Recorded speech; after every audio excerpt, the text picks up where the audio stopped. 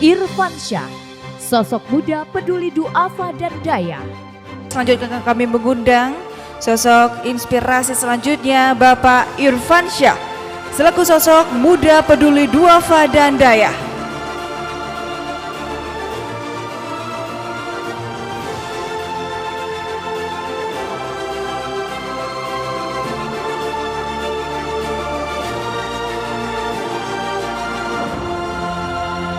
Seperti kita saksikan di berbahagia, inilah pemberian penghargaan kepada Bapak Irfansyah selaku sosok muda peduli duafa dan daya. Berikan plakat dan buku 60 sosok inspiratif. Baik, kami persilakan untuk dapat memberikan ucapan selamat.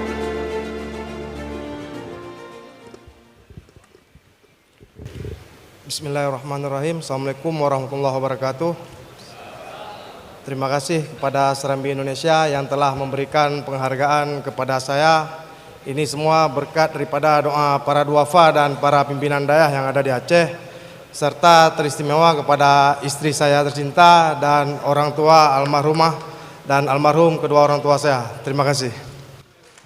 Baik, luar biasa ucapan terima kasih.